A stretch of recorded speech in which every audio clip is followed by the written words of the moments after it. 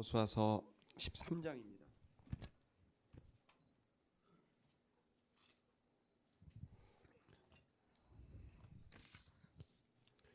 여호수아서 13장 1절부터 보겠습니다.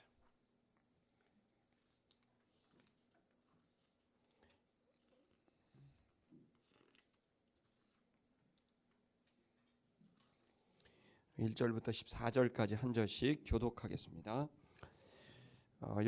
여호수아가 나이 많아 늙음에 여호와께서 그에게 이르시되 너는 나이 많아 늙었고 얻을 땅에 남은 것은 매우 많도다.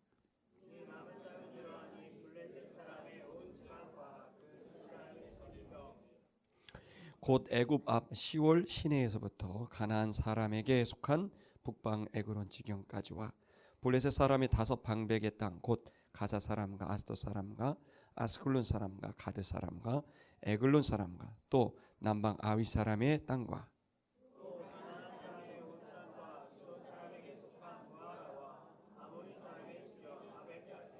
또 그발 사람의 땅과 동편 온 레바논 곧 헤르몬산 아래 바알갓에서부터 하맛에 들어가는 곳까지와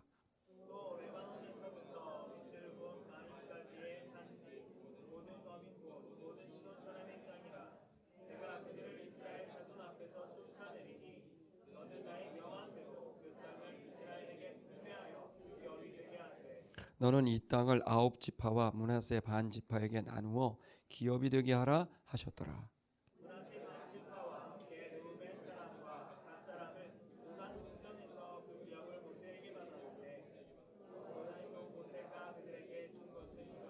곧 아르논 골짜기 가에 있는 아로엘에서부터 골짜기 가운데 있는 성읍과 디본까지 이르는 메드바 온 평지와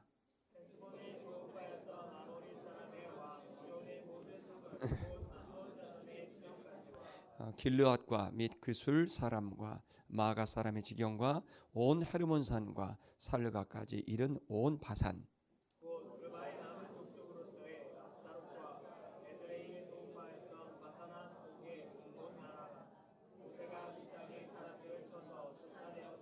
구술 사람과 마아가 사람은 이스라엘 자손이 쫓아내지 아니하였으므로 구술과 마아갓이 오늘날까지 이스라엘 가운데 거하더라.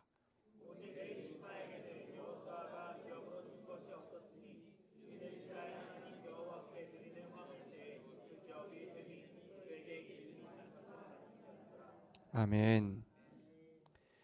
우리 옆에 분 보고 좀 인사할까요? 힘내십시오. 주님이 함께 하십니다. 네, 광고에 좀 빼놓은 게 있어서 지난 9월 1일부터 오후 3시에 본당에서 중국인 예배가 시작이 됐습니다.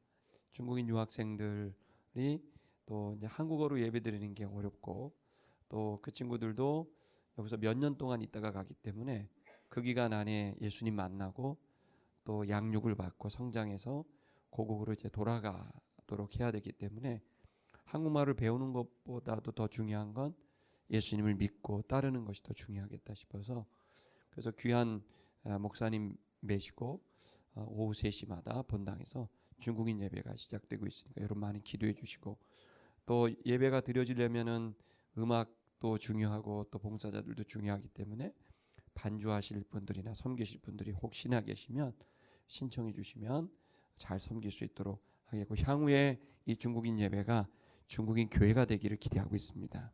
그래서 이 서강대나 또 연대나 이대에 있는 많은 중국 학생들이 이 중국인 교회를 통해서 예수 믿고 구원받고 또 주님의 귀한 제자로 성장해서 그 중국 선교 또 아시아와 열방의 선교에 기여할 수 있는 꿈을 꿔봅니다. 할렐루야. 지금 우리가 지금 이 본문을 보고 있습니다. 이거는 여호수아 13장은 대략 여호수아의 나이가 지금 이 본문을 기록할 이 당시의 상황은 90세에서 최소 90세에서 많게는 100세 사이의 여호수아의 상태라고 우리가 추정합니다. 여러분 나이 90이 넘고 100세 요 미만이라면 어떻겠어요? 이제는 어떻게 보면 생애가 거의 마감이 되는 그런 시점입니다. 근데 사실 여호수아는 이렇게 거의 100년 가까운 시간을 어떻게 보냈냐면 대략 한 40세 정도까지의 그 나이 때는 이집트의 그 군인으로서 이제 생활했다고 추정이 됩니다. 일반 병사보다는 좀 높은 직위에 있을 가능성이 있는 건 그의 역량을 봐서는 분명히 이집트에서도 군인이었는데 적어도 리더급에 있었던 그런 병사로 추측이 되고, 모세를 만나게 되고 그 모세의 그 놀라운 그 삶과 리더십을 보면서 그는 그에게 헌신하기로 결정을 했고, 여호와 하나님을 믿었지만 그 전에 먼저 모세라는 그의 리더를 보고 추종을 했습니다. 그리고 그를 따라 출애굽을 했고 모든 전쟁의 맨 앞에 서서 40년 동안을 전쟁을 치렀습니다. 그러니까 벌써 80이 넘어버린 거예요. 그러니까 평생을 그렇게 이제 싸움을 하면서 살았던 거예요. 그리고 또 80이 넘어서 가나안에 들어가서 5 내지 7년 정도로 추정되는 가나안 전쟁을 치렀는데 거의 뭐 7년 동안 전쟁을 그냥 치른 거죠. 그러니까 거의 90세가 될 때까지 전쟁을 했던, 이제 그가 이제 그 대부분의 땅을 점령을 했지만 아직도 다 점령하지 못한 그런 상태에서 근데 나이 90이 넘은 겁니다. 우리가 흔히 말하는 소확행의 삶은 없었을 거예요.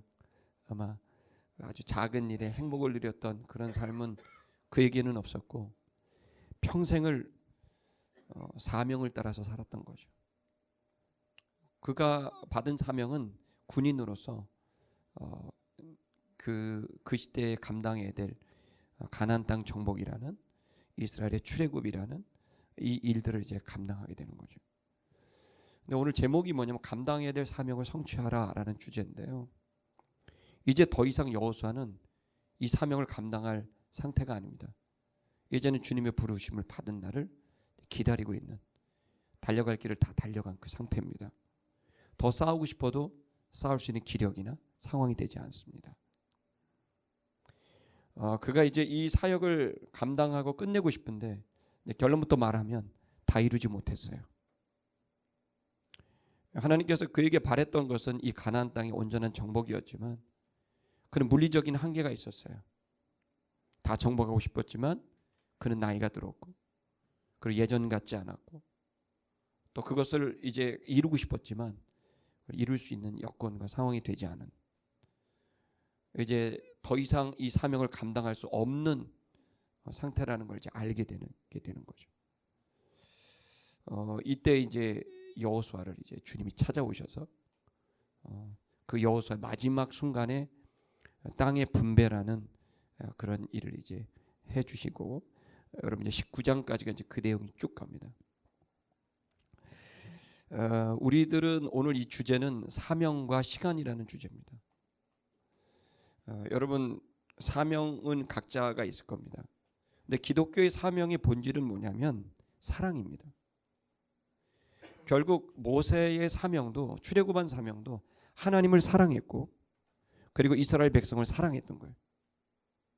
그리고 그 하나님과 이스라엘 백성을 사랑하면서 동시에 온 인류의 구원, 온 인류가 가야 될 길에 대한 인류에 대한 사랑도 그 속에 있는 거예요. 그래서 죄가 이 땅에 들어오는 것에 대한 분명한 이제 저항과, 그리고 이 죄가 계속 들어왔을 때 하나님과 이 땅의 백성들이 슬퍼하고 고통받게 되고, 특별히 이 죄가 계속 관영하게 됐을 때 이 땅의 사람들이 하나님을 반역하는 자들이 되게 되는, 그리고 그것으로 인해서 자기의 가족과 공동체가 오염됐을 때 그야말로 심각한 결과가 오게 될 거라는 걸 알았기 때문에 그는 자기 자신과 가정 그리고 민족 공동체를 지키기 위해서 선한 싸움을 싸운 거죠. 그냥 욕심껏 어떤 땅을 정복하고 그리고 내가 어떤 것을 많이 소유하기 위해서 하는 욕망으로서 싸운 것이 아니라, 모세와 여호수아, 성경의 수많은 믿음의 사람들은 자신의 욕망을 위해 싸운 게 아니라 사랑을 위해 싸운 거죠. 하나님을 사랑했고 또 내게 속한 백성들, 가족들을 사랑해서 지키기 위해 싸운 거예요. 사실 사랑과 싸움은 양가적 가치입니다. 그러나 죄가 관영하고 공중 권세를 어둠의 권세가 잡고 있는 한 이 모순된 이 양가적 가치는 공존할 수밖에 없고 하나가 될 수밖에 없는 상황이죠. 예를 든다면 우리 집에 강도가 쳐들어왔는데 이 강도가 와서 내 자녀들을, 아들과 딸들을, 그리고 아내를, 그리고 나를 능멸하고 공격하고 빼앗아 가려고 했을 때 우리가 사랑이라는 가치를 갖고 그 강도를 사랑하니까 하실 일을 하십시오라고 하는 사람은 그건 사랑이 아니죠. 그건 사랑이 아니라 무책임한 것이고 사랑에 반대되는.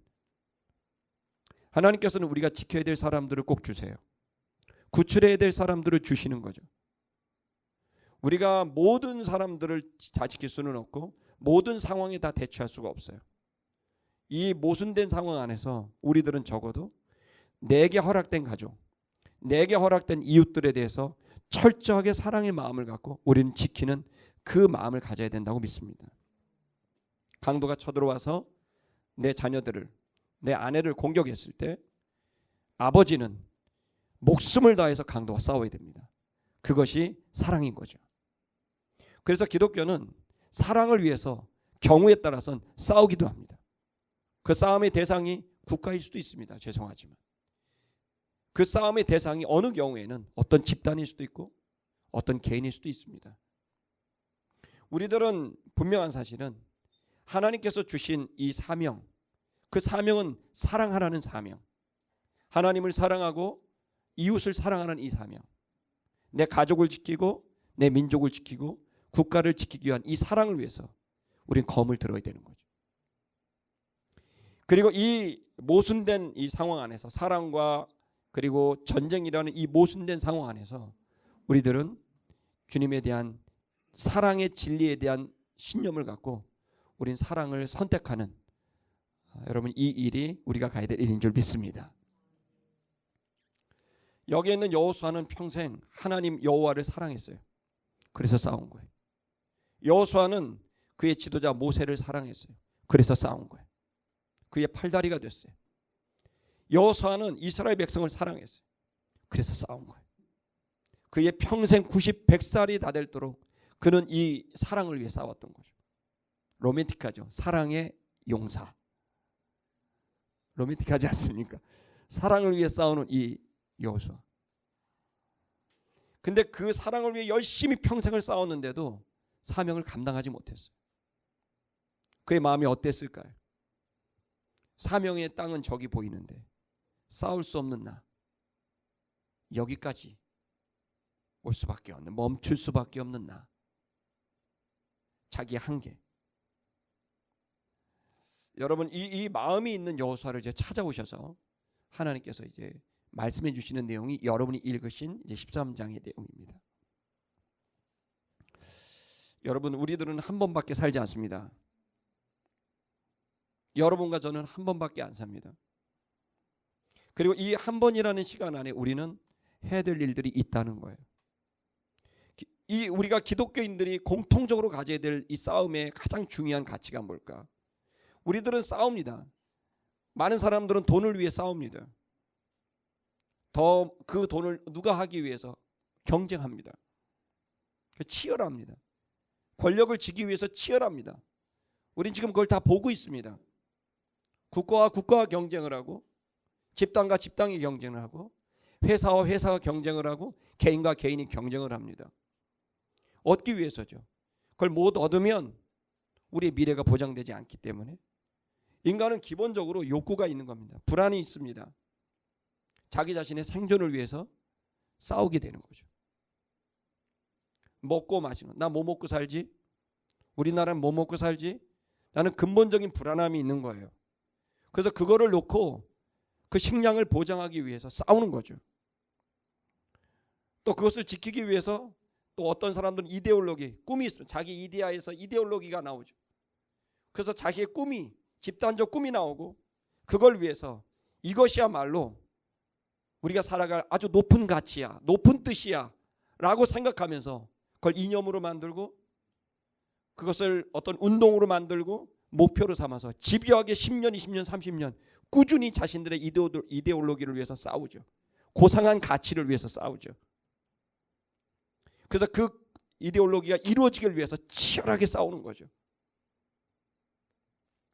어떤 사람들은 더 나아가서 그렇게 자기 자신의 개인의 내면적인 근본적인 두려움뿐만 아니라 우리 집단적인 이 공동체에 대한 그 선한 뜻을 갖고 싸우기도 하지만, 그러나 우리들이 보고 있는 세상은 그렇게 싸워가는 모든 사람들을 가만히 들여다보면 결국 다 자기 자신을 위해서 싸우고 있는 걸 볼 수 있는 거죠. 요즘에 입진보라는 말이 있더라고요. 저는 그 얘기를 저한테 입복음 이렇게 얘기하고 싶은 거예요. 입만 복음주의자, 입만 진보. 그런 이것은 성경이 우리에게 주고 있는 건 진보냐 보수냐 상관없이 인간은 기본적으로 자기의 죄성 가운데 있다는 거예요. 그리고 이것에 대한 대안은 그리스도 예수의 죽으심과 부활밖에는 없다는 거예요. 그리고 그리스도 예수의 죽으심과 부활의 핵심은 십자가요. 그 십자가는 사랑이라는 거예요. 그 하나님의 놀라운 사랑이 부어지게 되고 그것을 깨닫게 되고 그것을 느끼게 됐을 때 인간은 변한다는 거예요. 저는 그 변화를 믿고 있습니다. 예수 그리스도의 십자가의 죽으심과 그의 부활은, 그것은 오늘 우리들에게 엄청난 감동을 주고 그 아버지의 사랑과 아들 예수 그리스도의 은혜를 저는 확신하고 그것을 통해 제 안에 일어나는 변화를 저는 경험하고 있고, 이 변화야말로 인류가 가져야 될 가장 강력한 에너지이며 가장 강력한 방법이라고, 도구라고 저는 확신하고 있습니다. 그 근본적인 변화가 없이는 우리는 입진보, 입보수, 입복음만 될 수밖에 없는 거예요. 위선과 그리고 또 우리 안에 수많은 것들을 우리를 덧칠해버리는, 인간의 이 모순된 것을 아름답게 포장하는 이러한 다람쥐 쳇바퀴 돌게 하는 인간의 근본적인 죄성이 해결되지 않는 한 인간은 끊임없이 반복할 수밖에 없다고 생각하는 겁니다. 아름다운 게 성도 여러분, 오늘 우리들이 근본적인 변화를 꿈꿔야 됩니다. 예수 그리스도가 죽으시고 부활하시고 성령을 우리에게 부으신 것은 우리의 근본적인 변화에 대한 확신을 주시는 겁니다. 수많은 사람들이 예수 그리스도로 인해서 그 영혼의 감동을 받습니다. 그 예수 그리스도를 2000년 전에 죽으신, 2000년 전에 부활하신 그분으로 인해서 그 심령의 변화를 느낍니다. 성령께서 임하게 됐을 때 엄청난 열정이 일어나게 됩니다. 신념을 갖게 됩니다. 진리에 대한 깨달음과 진리에 대한 신념을 갖고 자신의 나머지 생애를 사랑의 십자가의 삶으로 결정하게 됩니다. 수많은 믿음의 사람들이 그렇게 살아왔고 오늘 우리들이 그렇게 살아가고 있습니다. 여러분, 우리의 사명이 뭘까요? 그 뜨거운 사랑을, 하나님에 대한 사랑, 그리고 이웃에 대한 이 사랑을 갖고 오늘 우리들이 이 사랑을 실천해내는 일입니다. 보다 더 구체적으로 말씀을 드리면 이 세상의 모든 이들은 다 갇혀져 있습니다. 묶여져 있습니다. 감옥에 갇혀 있습니다. 그것은 이기주의라는, 자기중심이라는, 하나님 없이 사는 것에 대한 자기 자신의 죄에 다 묶여져 있어요. 그리고 그들은 세상의 풍조를 따라가지만 실제로는 공중권세를 따라가고 권세를 잡은 자들을 쫓아가는 거죠. 하나님 없이 사는 삶을 결정하는 거죠. 근데 그것이 오히려 자기를 묶는다는 걸 모르고 있는 거예요. 이것으로부터 자유함을 얻게 하기 위해서 오늘 우리들은 마치 영화의 라이언 일병 구하기처럼 그 사람들을 구출하기 위해서 우리는 팀을 짜서 그들을 구출해 오는 일, 그 갇히고 감옥에 들어있는 그 물질주의에 갇혀있고 성공주의에 갇혀있고 이기주의에 갇혀있는 그들을 우리는 구출해내는 것이죠. 그것이 교회고 그것이 성도라는 거죠. 그리고 그것을 하게 된 동기는 사랑이라는 거예요. 내 가족 중에 하나님 없이 살아가고 있는 그들, 그 모든 묶임에서 풀어줘 버리고 돈이 없어도 아무 상관없다는 걸 가르쳐주고 권력이 없어도 아무 상관없다는 걸 가르쳐주고 힘이 없어도 아무 상관이 없다는 걸 가르쳐주고 예수 그리스도 한 분이면 충분하다는 걸 가르쳐주는 거죠. 돈에 묶이고 권력에 묶이고 명예에 묶이고 인기에 묶이고 평판에 묶이고, 그래서 나를 계속 덧칠해서 위선적 삶을 살게 하는, 묶여버린 그 삶이 아니라 자유케 하는 거예요. 진리가 너희를 자유케 하리라.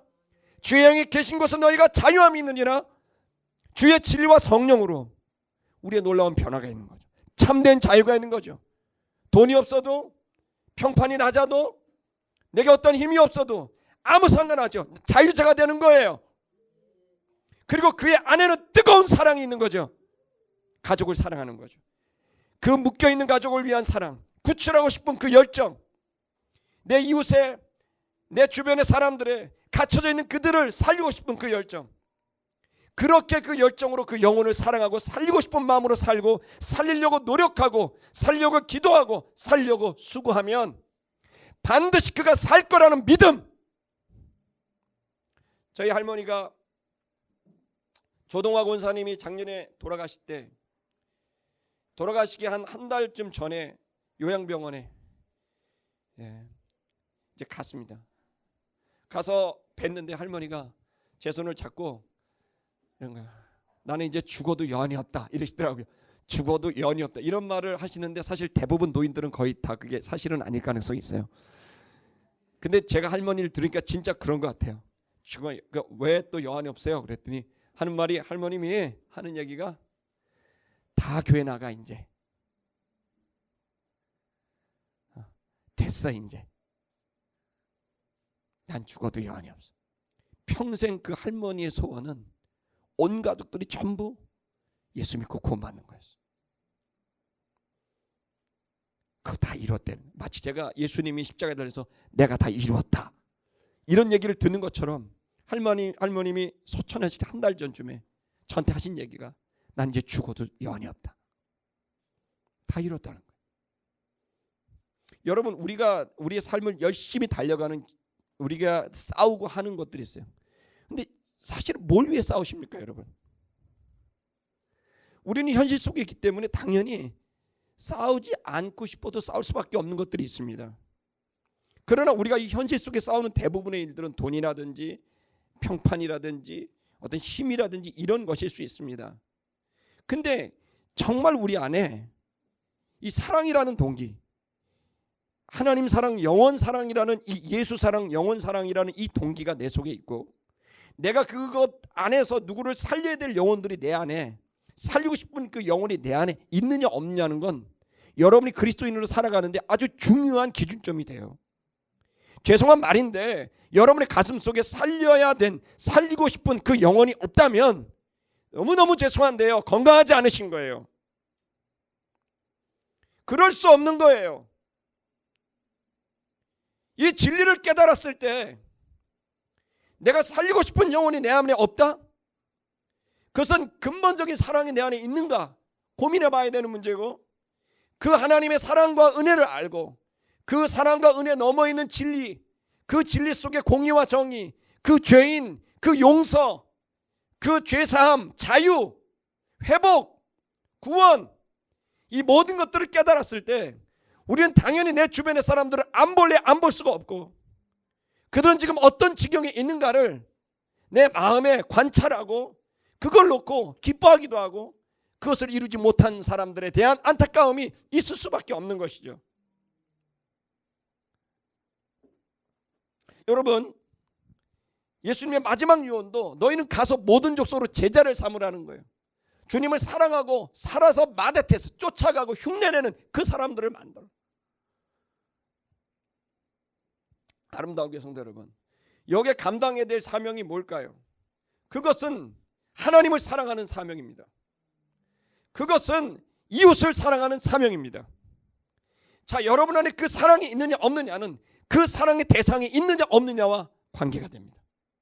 인간적인 관계 속에서 사랑하는 아니요 여러분, 더 눈을 떠서 그 영혼이 하나님 없이 묶여져 있고 감옥에 갇혀져 있고, 그 의식이, 그의 영혼이, 그의 삶이 묶여져 있는 그들을, 그런데 도저히 이것을 헤어나올 수 없는 그들을 여러분 마음에 품고 그들을 위한 사랑으로 기도하고 그들을 섬기고 그들을 구출하는 일체의 일들이 내 속에 있게 됐을 때 저는 이것이 정말 너무 아름다운 사명이라고 믿고 있습니다.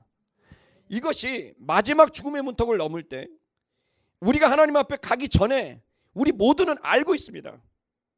무엇을 했어야 되는지, 나는 무엇을 하지 못했는지에 대한 이 고민은 반드시 여기에 있습니다.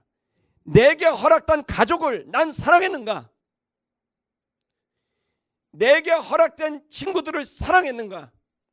그 사랑은 그 영혼이 구원함에 이르게 됐는가로 오게 될 거예요. 아름다운 교회 성도 여러분, 지금 우리들의 관점이 어딘가를 생각해야 돼요. 우리의 싸움은 보다 더 많은 재테크, 재정의 확보, 여러분의 권위의 상승, 평판이 좋아지는 거, 그게 나쁜 게 아니라, 거부하라는 게 아니라 그거보다 훨씬 더 중요한 가치가 있다는 거예요. 그건 바로 사랑이라는 가치예요. 그리고 이 사랑이라는 가치는 어디로부터 와야 되냐? 하나님으로부터, 아가페로부터 오는 거예요. 여러분, 하나님의 사랑이 뭡니까? 하나님의 사랑은 다 용서하는 삶이에요. 우리의 사랑은 잘하면 사랑하고 잘못하면 싸워요. 제가 그러더라고요. 할렐루야. 잘해준 거 고맙고 사랑해. 잘못하면 섭섭하고 미운 거죠. 이건 하나님 사랑 아니에요.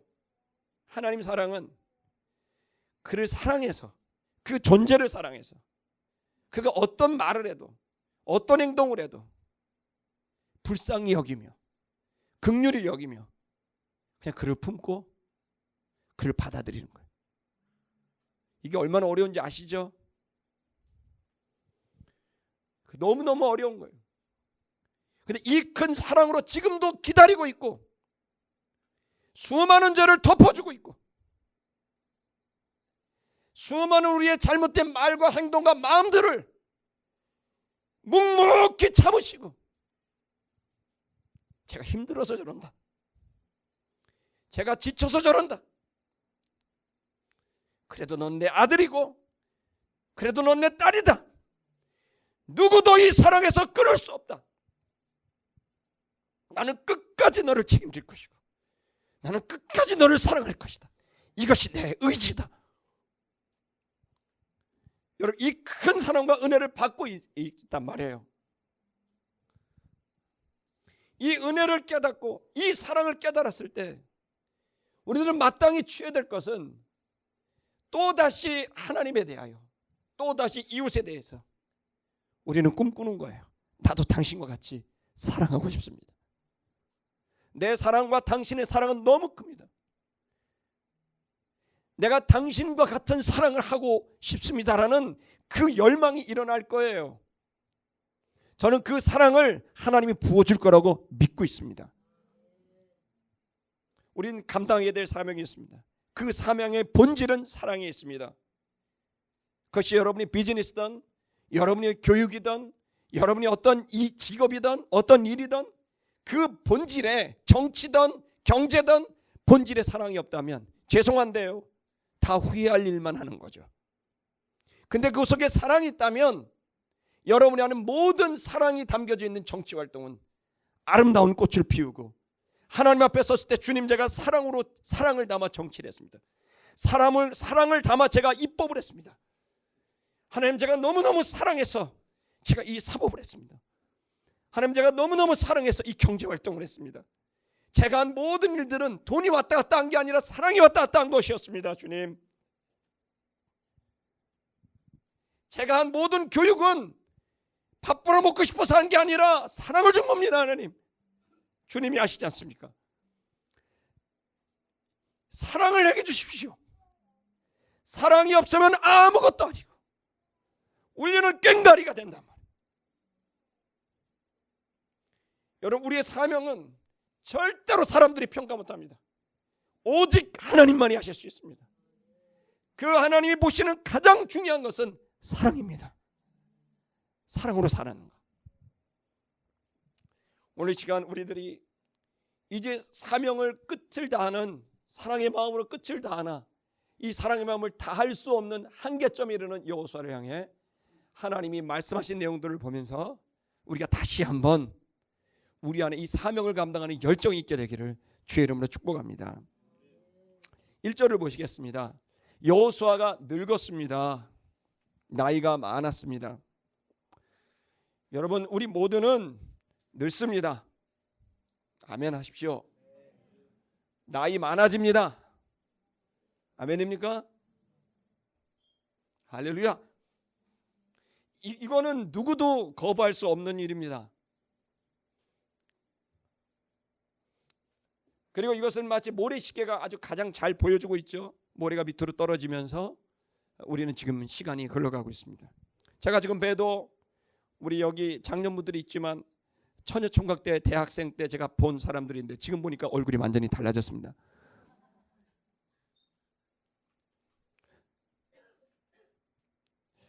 근데 나이 먹는 것에 대해서, 시간이 지나고 늙는 것에 대해서 두려워하는 사람들이 있는데 그렇지 않습니다. 하나님께서는 그 시간마다 쓰시는 방법이 다른 겁니다. 요즘 산업이 얼마나 중요하게 생각하냐면 안티에이징, 그런 사람이 아주 뜬다 그래요. 나이 먹지 않아 보이게 하는 거예요. 그 핵심은 나이 먹지 않게 하는 게 아니라 나이 먹지 않게 보이게 하는 거예요. 실제로 나이는 먹는 거죠. 별 수가 없는 겁니다. 이것은 나이뿐만 아니라 몸도 마찬가지고 마음도 마찬가지입니다. 저도 한때는, 젊을 때는 근육이 많았습니다. 안 믿는 분위기지만 일반인들보다 2배가 많았습니다. 정확히. 안 믿으실 거예요. 이거 인바디를 할 때 한 사람이 놀래. 이게 도대체 왜 이러냐고. 근육이 너무 많은 거예요. 근데 저는 운동을 할 때 워밍업으로 하루에 15kg, 20kg씩 뛰고 운동을 했어요. 그러니까 기본적으로 근육을 10년을 하니까 그게 근육량이 돼버린 거예요. 근데 이제 아프고 나갖고 얼마 전에 인바디를 했는데 근육이 한 34%가 없어진 거예요. 한 1년 만에. 그러니까 옷 사이즈가 다 줄어들었어요. 확 줄었어요. 사람들이 요즘 몸 관리하는 것 같다고 저보고 그러더라고요. 근데 그거하고 아무 상관없거든요. 그러니까 마치 녹아가는 아이스크림을 보는 것처럼 제 몸이 이렇게 녹아 있어요. 이렇게 중력의 영향으로 쳐져 있는 거죠. 이렇게 살들이 너덜너덜하죠. 뱃살이, 살들이 다 이렇게 쳐져 있죠. 그러면 힘이 없고 면역성도 떨어지고 뭐 그러겠죠. 그럴 때 마음도 어려워지는 거예요. 내가 이렇게 하고 싶은데 안 되는 거죠. 움직여지지가 않는 거죠. 저는 그래서 제가 그때 뭐라고 표현하냐면 내가 노인 훈련을 받고 있다 그랬어요. 어르신들이 그렇게 걷는데 내가 꼭 보면 어이구 이러면서 이렇게 걷거든요. 조금만 하면 뭐 관절이 정말 너무너무 아프고. 네, 그런 것들을 지금 하고 있는 거죠. 근데 그럴 때 몸이 안 좋은 것도 있지만 더 문제는 마음이 어려워지는 거죠. 용기가 꺾이고 내가 이제 할 수 있는 일이 있을까? 또 아프면 완전히 끝나는데 뭐 별의별 생각들이 있죠. 많은 사람들이 걱정해요. 내가 독거노인이 되지 않을까? 내가 아프면 누가 병원을 데려가지? 나는 뭘로 밥을 먹고 살까? 여러 가지 고민들을 해요. 저도 그런 고민이 들 때도 있어요. 근데 말이죠, 우리들이 지금 또 하나를 놓치고 있는 게 있는 거죠. 저도 자신도 모르게 목사도 제 몸을 이렇게 거울로 보다 보면 이게 내 몸 같지가 않아요. 제가 원래 이렇게 좀 멋있어야 되는데 어깨나 이런 데 다 없어지는 거예요, 근육도. 근데 내가 이걸 보면서 그걸 보고 있노라면 나도 모르게 마음이 어려워져요. 우울해져요. 그리고 내가 못할 것 같아요. 근데 말입니다, 여러분. 사람들이 다 그렇게 사는 거죠. 그래서 늙는 게 싫은 거고 병드는 게 싫은 거죠. 그래서 모든 걸 얻는 사람들이 가장 얻고 싶은 건 뭐예요? 시간이에요. 다 얻은 사람들이 그래도 못 얻는 게 하나 있어요. 그 마지막에 얻고 싶은 최고의 가치가 뭐냐? 그게 시간이에요.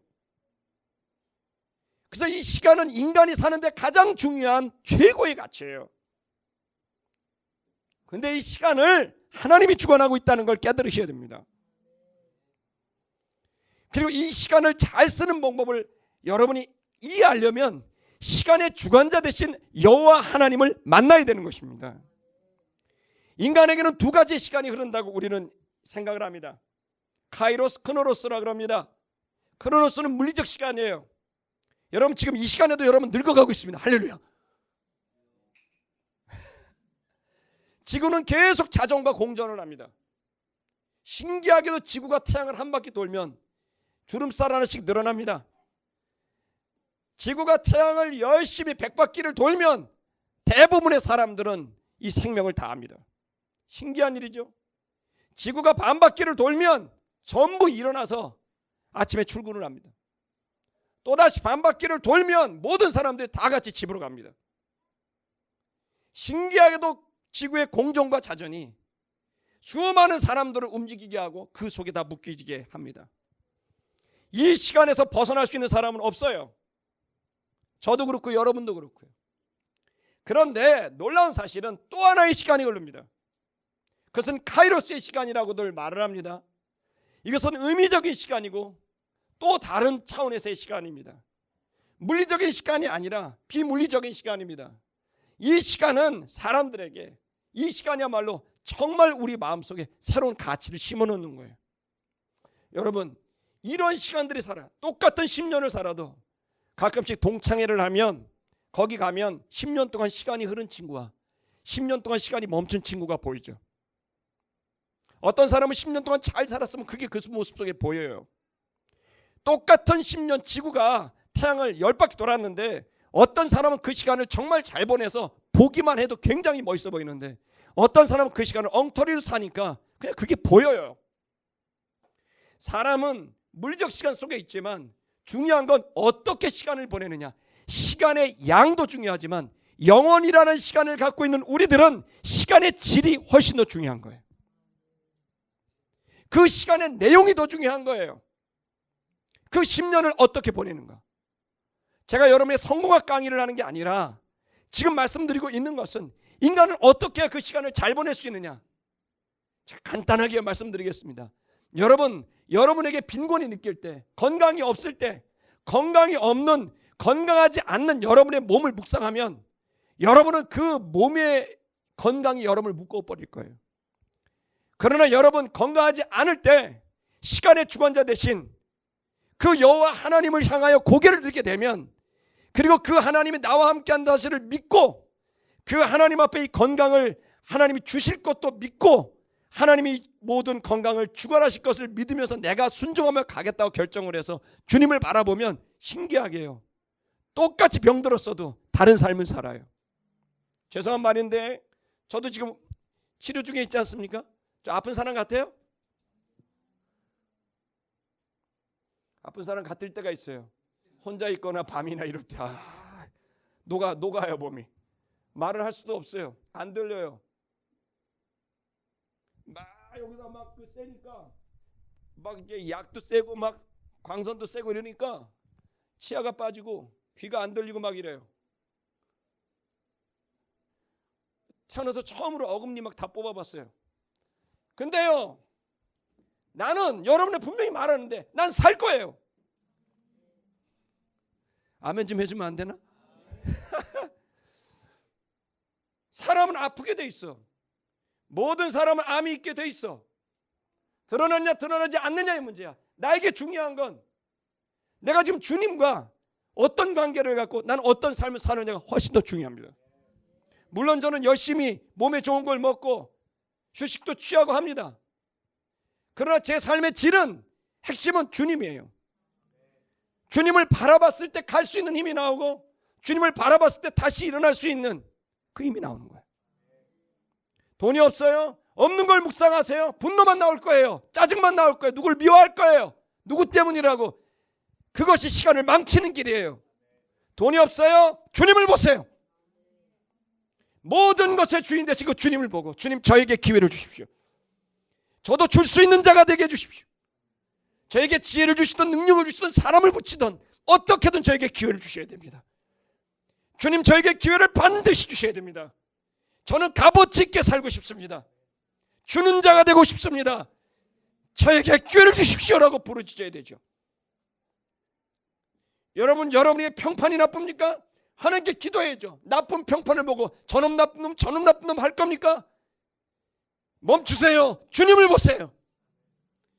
나의 힘이 되시고 나의 명예가 되신 주님, 제가 살아갔을 때 사람들에게 손가락질 받을지언정 당신에게는 인정받게 해주십시오. 여러분, 내게 없는 것, 부족한 것, 빈곤한 것을 바라보기 시작하면 여러분의 시간의 질은 팍팍 떨어질 거예요. 시간은 낭비될 겁니다. 땅바닥에 물을 쏟듯이 다 쏟아지게 될 것입니다. 복음의 힘은 우리에게 놀라운 변화를 줍니다. 그 변화의 본질은 주님을 바라보는 것입니다. 이 시간 여호수아가 이 절망의 순간 평생을 헌신했으나 다 하지 못한 사명을 다 이루지 못한 이 섭섭한 마음의 여호수아를 주님이 찾아오셨을 때 여호수아는 다시 한번 그 마지막 100세에 가까운 그 나이에 합당한 사명을 이루며 주님의 품으로 돌아가게 됩니다. 아름다운 게 성도 여러분, 여러분이 몇 살이든, 여러분의 재산이 어떻게 되든, 여러분의 평판과 능력이 어떻게 되든 아무 상관없습니다. 하나님께 이렇게 기도하세요. 주님, 저를 사용하여 주시옵소서. 제가 사랑을 위해서 일할 수 있도록 기회를 주십시오. 주님, 제게 사랑을 뜨겁게 부어주시고 그 사랑을 표현해낼 수 있도록 기회를 주시고 능력을 주십시오. 아멘 하십시오. 여러분, 주님이 이 여호수아를 찾아옵니다. 여호수아가 여호와께서 그에게 말했습니다. 오셔서 한 말이, 괜찮다 이렇게 말하는 거, 너는 나이가 많다 이렇게 말씀하세요. 주님은 팩트 공격을 하신 거예요. 팩폭이라고 이러는데 오셔서 하는 말이, 너 나이 많아, 넌 늙었다, 너는 나이가 많다. 더 팩폭합니다. 아직도 많다, 네가 정복하지 못한, 네가 이루지 못한 이 땅이 이렇게 많다. 이 얘기를 들을 때 얼마나 부끄럽고 힘들겠어요. 근데 여러분, 우리 대한민국은 숫자를 말하는 걸 부끄럽게 여기는 나라가 되면 안 돼요. 지금 어느샌가 모르게 우리는 숫자를 말하면 부담스러워요. 연봉 얼마나 받으세요? 부담스럽대요. 그걸 말하는 거예요. 성적이 평균 몇 점이나 되세요? 토익 몇 점? 우리는 지금 너무 상처를 쉽게 받는 민족이 됐어요. 말할 수도 있는데 그게 아무것도 아니야. 다 묶여 있다는 거예요. 숫자를 말하면 다 묶여져 있어. 자유자가 없는 거야. 연봉 얘기하면 물질주의에 묶이니까 나 얼마나 말을 못해. 그걸 뭐 하라고 하세요? 다 묶여 있는 거예요. 사실은 우리가 이 자유자라면 숫자를 말해도 아무 상관없어요. 목사님들 사이에서 제일 서로 금기시하는 대화가 뭔지 몇 명 모이세요? 그거 얘기를 하면 공격이야. 어떻게 그런 말을 나한테? 그게 왜 공격이에요? 왜 그러느냐? 우리 안에 우리 자신도 모르게 거기 묶여 있는 거예요. 하나님은 그게 아무것도 아니라고 말하는 거예요. 네가 지금 연봉이 제로든 100만 원이든 연봉이 100만 원, 한 달에 한 8만 원씩 버는 거, 그러던 연봉이 10억이든 하나님이 볼 때 무슨 상관이야? 어쩌라고? 너 10억? 나 100만 원. 깔깔대고 웃고 넘어가는 거죠. 나 100만 원이야, 대박이잖아, 뭐 이러는 거죠. 제 10억이래. 진짜 웃기다. 그러면서 넘어가는 거지. 모두 다 묶여 있어. 외모에 묶여 있고, 체중 몇 킬로, 이거 물어보면 여자들한테 큰일 나더라. 나이가 몇 살이세요? 이거 물어보면 안 된다는 거예요. 물어보면 어때? 몇 근이나 나가는지. 몇 근쯤 나가세요? 한 100근 좀 넘습니다. 그게 무슨 상관이야? 내가 100근이든 200근이든 아무것도 아닌데 그거에 내 인생을 마치 날 공격하고 압박하고 어렵게 하는 거로. 아니요, 하나도 중요하지 않아요. 아멘 하세요. 아멘. 다이어트는 하십시오. 할렐루야. 건강을 하시는데 아예 중요하지 않은 건 아니나 그것이 내 인생을 공격하거나 내 인생을 칭찬하는 이유는 아니라는 거예요. 진짜 칭찬하고 봐야 될 것은 사랑하고 있냐? 당신은 누군가를 지금 사랑하고 있냐? 그 사랑이 가슴속에 있느냐? 여러분, 우리는 우리 자신이 이 숫자에 난 나이가 많습니다, 나는 늙었습니다, 그리고 아직 이 사명을 감당하지 못해서 이렇게 많이 허술을 합니다, 이루지 못했습니다. 하나님 앞에서 정직하게 말하고 표현할 때 거기서부터 여러분 새로운 역사가 시작된다고 저는 확신합니다. 왜 이걸 물어봤겠어요? 제대로 일을 시키려고 물어보시는 거예요. 아멘. 네. 그래서 얘기를 합니다. 여호와께서 이렇게 땅이 많다. 2절에서 6절은 그 남은 땅을 다 얘기를 하는 거예요. 여러분 얼마나 여호수아가 이 말 들을 때 부끄럽겠어요. 제가 지금 게을러서 못했습니다. 이런 마음 아니겠습니까? 거기에 보면 가나안 북부, 가나안 이제 블레셋 땅, 그다음에 북부 지역, 아예 남부 지역 이런 데가 아직 정복이 안 된 거예요. 근데 거기를 참 여호와 하나님께서는 아주 세밀하게 그냥 다 얘기를 해주니 그 단어가 들어올 때마다 여호수아는 마음에 저기를 못해서 찜찜했는데 그걸 다 얘기를 하시니 얼마나 여호와 앞에서 여호수아가 민망했겠어요. 근데 하나님은 지금 하시고 싶은 얘기가 따로 있었던 거예요. 여호수아는 부끄러운 얘기였고 사명을 성취하지 못한 좀 민망한 얘기였지만 여호와께서는 그걸 얘기하신 이유가 있어요. 그걸 이제 들어봅니다. 2절에서 6절을 보면 그 땅은 블레셋 사람이 온 땅, 그래서 블레셋 사람 땅입니다.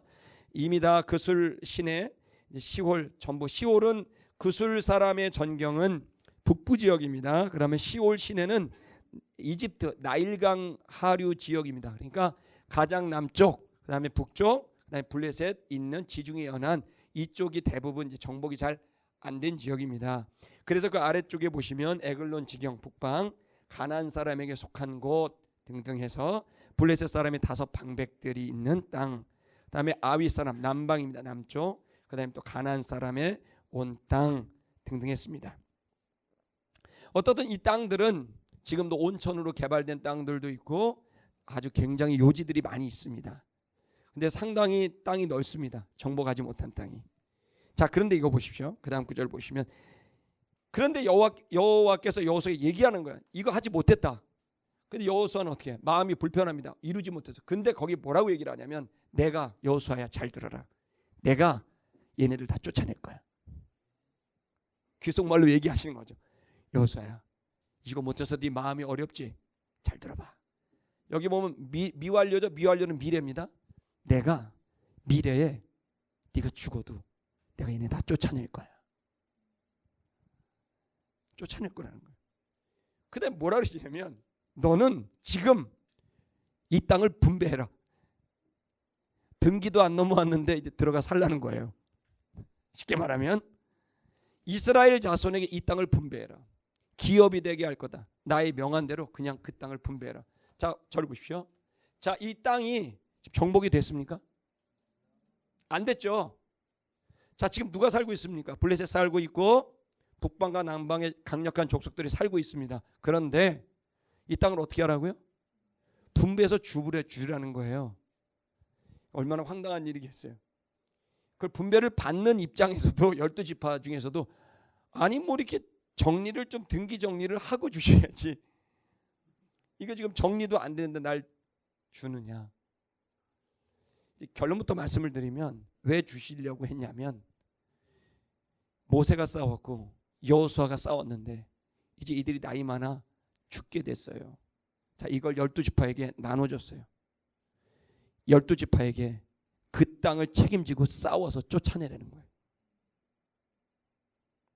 이제 너희가 받았으니, 그러니까 12지파 모두에게서 소속돼 있어요. 여기서 싸워서 그들을 쫓아내라고 그 싸움을 위탁한 거예요. 자, 나중에 그게 나옵니다만은 우선은 자, 그렇게 되니까 자 보십시오. 7절을 보면 뭐라고 얘기하냐면 지금 너는 나눠라. 지금이라는 이 순간에는 이 땅들은 아직 정복이 안 됐어요. 여전히 강력한 대적들이 자리를 치고 있는 곳인데 여기에 이 땅을 기업이 되게 할 것이니 9지파와 므낫세 반지파 9지파 반에게 여기를 나눠주라. 왜 9지파 반입니까? 요단 동편에 2지파 반이 있고 그래서 이제 12지파에게 이걸 나눠주게 되는 거죠. 정복되지도 않았는데 분배해 주라는 거예요. 이건 두 가지 의미가 있어요. 첫 번째는 믿음입니다. 이들이 하나님이 몰아낼 거라는 믿음을 갖고 이 12지파가 각자 이제는 연합이 아닌 각자 자신의 땅을 믿음을 갖고 작은 모세, 작은 여호수아가 돼서 이 땅에 있는 족속과 싸워서 몰아내는 것. 이 사명을 믿음으로 감당해 내라고 하는 거예요. 근데 여러분, 이들이 안 싸워요. 결국 모세는 싸웠고 여호수아는 평생을 바쳐 싸웠는데, 그래서 땅을 어느 정도 다 완성을 해놓고 그 다음에 지경을 나눠줘서 나머지 너희들이 하라고 할 만큼의 전투력이 감당할 만큼 나눠서 줬는데, 이스라엘 12지파들이 안 싸우고 있는 것 같고 그냥 안주해버리게 된 거예요. 그들은 싸우고 싶지 않았어요. 행복해지고 싶었지. 그들은 사명을 완수하고 싶지 않았어요. 지금 즐기고 싶었고 누리고 싶었던 거지. 아직 해야 될 사명이 남았는데 모세와 여호수아처럼 살고 싶지 않았던 거예요. 그냥 있는 것 즐기고 누리고 즐기고 싶었던 거예요. 그래서 이 결과로 뭐가 옵니까? 여호수아가 죽게 되자 400년의 암흑기인 사사시대가 도래하는 거예요. 치욕적인 역사가 시작되는 거예요. 이유는 싸우지 않았어요. 이때 싸웠으면 사사시대가 아니라 놀라운 시대가 열렸을 거예요. 모세가 평생을 바쳐서 싸웠고 여호수아가 평생을 바쳐 싸웠어. 그래서 거의 이루어서 그 나머지 조금 남은 걸 12지파에게 나눠줬는데 12지파는 싸울 생각을 안 하고 있는 것을 누리기만 합니다. 안주해버린 거예요. 결국 그것이 사사시대가 오는, 암흑기가 오는 원인이었다는 거예요. 제가 고민하는 게 이겁니다. 우리 아비 세대들이 싸웠단 말이에요. 구한말에 이 쇄국 정책과 거기서 오는 엄청난 핍박과 죽음을 다 싸워서 싸웠어요. 일제 강점기 때 일제 악랄한 핍박에도 싸웠어요. 6.25 북한의 정권에서 공산주의와 싸웠고 6.25 전후의 가난과 싸웠고 우리보다 훨씬 못 살았으나 그 시대에 목숨을 던져서 싸웠어요. 우리 아비들은 싸웠다고요. 목숨을 던져서. 청년들 잘 들으세요. 여러분의 아비들 70대 60대들이 월남전에 가서 싸웠어. 핏값으로 가지고 온 거야. 간호사로 가서 거기 가서 그 돈 받아서 광부로 가서. 여러분, 제가 몇 년 전에 라이프치히에 가갖고 43년생 간호사를 만난 거예요. 43년생 간호사 할머니를 만났는데 이 할머니가 자기가 들어왔을 때 아시아에서 미개한 나라의 아이들이 왔다고 빨가벗긴 다음에 소독약을 몸에다가 짐승에다 뿌려 소독약을 뿌려줘서 옷을 갈아입히더래요. 22살의 이 처자가 너무 창피하고 모욕스러워서 다 같이 울었다는 거예요. 소독약을 온몸에 받고. 여러분, 80년대 여러분의 아버지 어머니들이 중동에 60도 70도 모래바람 맞으면서 이 나라를 이렇게 세웠습니다. 이 나라가 거저되지 않았습니다. 목숨을 건 분들이 있었기 때문에 여기까지 온 거예요. 우리들이 없는 것, 부족한 것만 볼 겁니까? 청년 여러분, 젊은 세대 여러분, 훨씬 더 어려운 상황에서도 그들은 꿈을 꿨고 싸울 줄 알았고 헌신할 줄 알았습니다. 아름다운 개성도 여러분, 깨어나십시오. 세상과 똑같이 살지 마십시오. 나는 내가 한 번밖에 없는 이 시간을 어떻게 살 건가? 나는 무엇을 위해서 내 생애를 던지는가? 오로지 내 밥그릇을 위해서 산다면 여러분들은 정치인들의 손가락질할 자격이 없습니다. 나는 누군가를 위해 희생하고 있는가? 난 누군가를 위해 내 재정이 가고 있는가? 나는 누군가를 위해 내 시간이 할애되고 있는가? 없다면 누구도 손가락질할 수 없습니다. 우리의 싸움은 사람과의 싸움이 아니라 그 위선과 거짓과 반역과의 싸움입니다. 그것이 내 안에 있다면 나하고도 싸워야 돼요. 이들은 아비 모세가 싸우고 여호수아가 싸웠지만 이들은 분배받은 이들은 싸우고 싶은 게 아니라 즐기고 누리고 싶은 거였어요. 그 결과 그들과 그들의 후손은 지옥적인 사사시대를 맞아서 부끄럽게 짝이 없는 멸망에 이르게 됩니다. 아름다운 성도 여러분, 싸움을 멈추지 마십시오.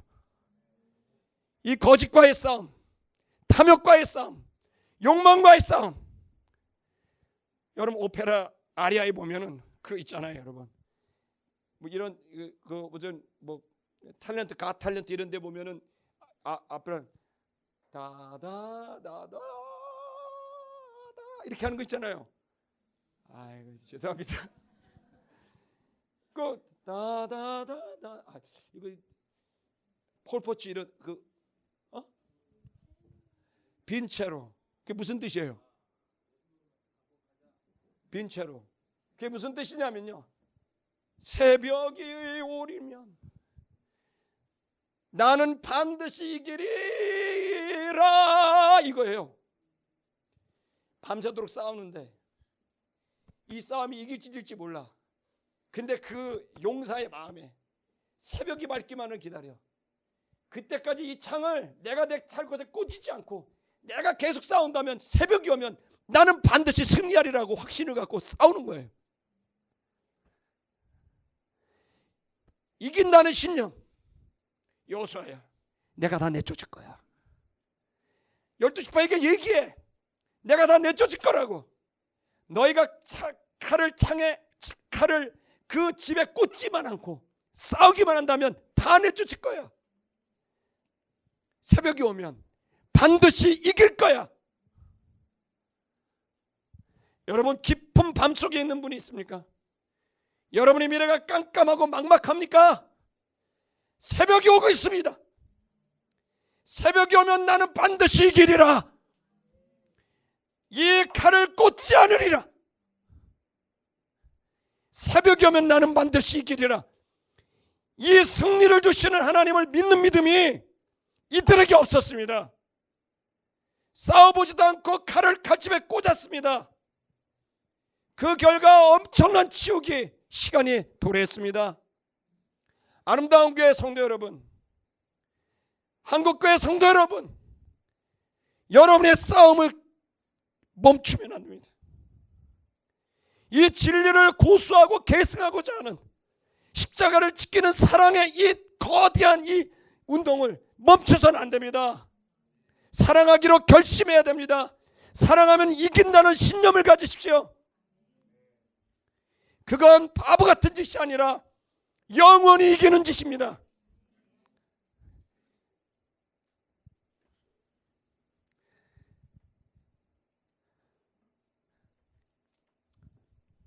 그러면서 얘기합니다. 8절에 보면 르벤, 므낫세 반지파, 갓지파가 받았다. 예를 듭니다. 모세가 여호와의 종 모세가 그들에게 준 땅인 9절에서 11절이 이미 설교한 내용입니다. 12절로 가면 거기에 바산한 옥에 또 나라가 있습니다. 다 싸워서 얻은 것들입니다.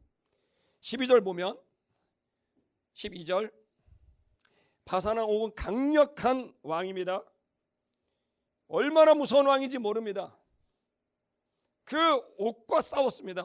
지난주에 설교했습니다. 그 엄청난 제국과 싸웠어요. 모세가 무슨 정신으로 싸워? 이 노인네가 이길 수 없는 싸움을 싸우는 거예요. 모세 그때 나이가 100세가 넘었습니다. 이 노인이 무슨 힘으로 싸워요? 그는 자기 나이를 보지 않았어요. 이스라엘 백성의 전투력을 보지 않았어요. 그가 집중했던 건 여호와 하나님이었다고요. 그래서 이 싸움을 싸우기 시작한 거예요. 내가 싸워서 이기리라. 근데 놀랍게도 하나님이 승리를 주신 거죠. 그래서 그들이 도읍으로 삼았던 것들을 전부 이기고 쳤습니다. 모세가 이 땅의 사람들을 쳤습니다. 그가 그들을 전부 쫓아냈습니다. 와, 놀라운 일이죠. 여러분, 쫓아냅시다. 반드시 여러분의 삶에 저는 꿈과 비전이 있어야 된다고 믿습니다. 여러분이 가야 될 목표가 있어야 된다고 생각해요. 내일 일은 난 몰라요. 난 하루하루 사니까. 아니요, 그건 무책임한 거예요. 하나님께서 여러분에게 주신 여러분의 목표는 영원이고 사랑해야 됩니다. 그 꿈을 꾸세요. 사랑의 꿈을 꾸세요. 사랑으로 나는 어떻게 영혼을, 사랑으로 나는 어떻게 내 일을 감당할 것인지 꿈꾸세요.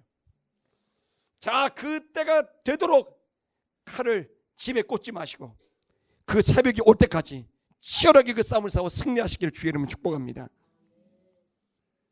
그런데 모세가 이 땅의 사람들 다 쳤는데 13절 보십시오. 그런데 이스라엘 자손들은 그술 사람과 마가 사람을 쫓아내지 아니하였다는.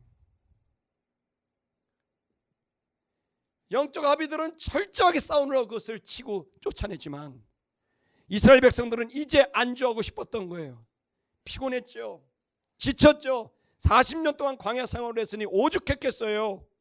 이해가 됩니다. 누리고 싶었겠죠. 이해됩니다. 그러나 더 큰 걸 봤어야죠. 아직 멈춰선 안 되는 거였어요. 그술 사람과 마가 사람이 이스라엘 가운데 오늘날까지 거하더라. 이것이 사사시대의 시작이 되는 겁니다. 14절 보면 그 여기에 생뚱맞게 레위 지파 얘기가 뚝 나옵니다. 12지파를 하다가 오직 여호수아가 레위 지파에게는 아무것도 주지 않았다. 왜 안 줬을까요? 레위 지파도 먹고 살아야 되잖아요. 레위 지파에게는 땅을 나눠주지 않았어요. 기업으로 아무것도 주지 않았다는 거예요. 이는 보십시오. 그것은 드리는 화목제물이 이스라엘 백성 12지파가 싸워서 얻은 전리품, 12지파가 열심히 싸워서 농사져서 얻은 그 물건 중에 하나님께서 하나님께 바치라고 하는 제물들, 그 제물들이 누구 거였다? 레위 거였다는 거예요. 다시 말하면 이들은 철저히 싸워서 얻어야 되는 거예요. 탈취해야 되는 거예요. 성취해야 되는 거예요. 그걸로 여호와께 바치면 그걸 레위 자손이 먹게 돼.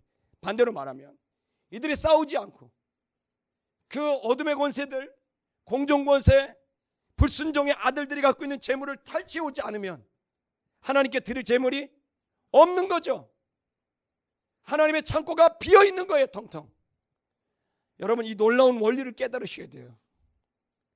여러분이 지금 일터에서 일을 하는 것은 죄송한 말인데 그냥 비즈니스 일하고 있는 게 아니에요. 어둠의 권세가 쓰고 있는 재정을 가지고 오는 거예요. 사단과 마귀의 창고에서 늑탈해 오는 거예요. 이 돈을 죄 짓는 데 쓰지 말아라. 이 재정을 하나님을 반역하는 데 쓰지 말아라. 이 권력을 하나님을 반역하는 데 쓰지 말아라. 네 인기와 평판을 하나님 반역하는 데 쓰지 말아라. 탈취해 와야 돼요. 그리고 이것의 원래 주인이 누군지를 선포하고 그 탈취한 물건들을 하나님께 드리게 됐을 때 이 재물이 불태워지면서 거룩한 향기가 되는 것이죠. 우리는 단순히 경제활동을 하는 게 아닙니다. 이 경제활동의 주체의 그 본질적인 내용을 봐야 돼요.